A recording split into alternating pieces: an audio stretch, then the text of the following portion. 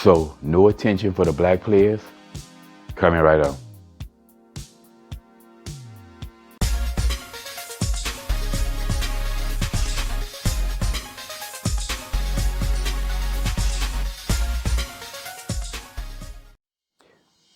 What's up, y'all? Welcome back to Common Sense Logical Reason. And as always, I want to say thank y'all for joining me today. So, as we know, the Chiefs won the Super Bowl. Congratulations to the Chiefs and the Kansas City Chiefs fans. You know, they first time team has won back-to-back Super Bowls since the Patriots did it 20 years ago, and I believe exactly 20 years ago. But, you know, it's hard to win in the league, and to do it back-to-back again is a difficult feat, but they did it. Congratulations to them. Now,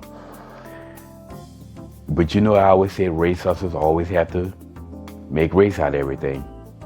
And Dr. Boyce Watkins, surprise, surprise, uploaded a post on social media, and the post pretty much said that, remember, Kelsey and Mahomes didn't win the Super Bowl with Taylor Swift at defensive back. They won that game because of all those brothers who didn't get the media attention they deserve. Now, this is just stupid on all kinds of levels for Dr. Boyce Watkins to say this foolishness. First of all, the QB always gets the attention. I mean, when it comes down to the quarterback in American football, the quarterback has basically more responsibility than any other position in sports in the world. So QBs often get the most blame when things are going wrong, and they oftentimes get more praise than they deserve when things are going right. So the fact that Pat Mahomes, who's an elite quarterback and is probably considered, the best quarterback in the league, got so much attention is nothing new.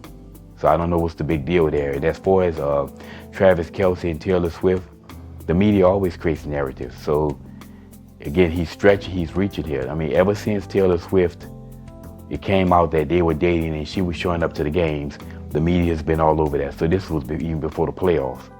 And the media always pushes a narrative like this and during Super Bowl weekend because they're always looking for something to hype up. And it's no different. I remember back in 2009 when we won, the media was all on, Reggie Bush, Kim Kardashian. They were dating at the time. But the Chiefs defense got more or less praise than any other defense that won the championship. Very rarely do a lot of players get this attention. You always have the no-name players, the unsung players who you never hear about. So I don't know what the world Dr. Boyce Watkins is talking about. If you want to be truth be told, 70% of the players in NFL are black. But when you look at offensive linemen is the one position group besides QB in which I would say there are more white people, more white players, and yet offensive line gets the least praise of all. Matter of fact, as the offensive line, if you get attention, it's usually for something wrong. You usually did something wrong for offensive linemen to get praise. So these are the most unsung, but you can't win without them. As much as we turn into a passing league, you still have to win in the trenches. And those guys in the trenches don't get the media coverage as the skilled players do. Nothing new here. But this is just a stupid attempt by Dr. Boyce Watkins to inject race into football, inject race into the Super Bowl. And again, it just seems to me, it just comes off to me that he really doesn't know much about football because there's a lot of race hustlers in the media, sports media, and nobody else said this but him. So he clearly does not know. But anyway, in closing, I just want to say that this is a damn shame that this man would inject hate and race like this. Okay, inject all this hate, inject all this deception, all these lies. Why would he inject the foolishness like this? Like I said, and I just did a video about Romans 16, verse 17, 18. And this is a perfect example of it.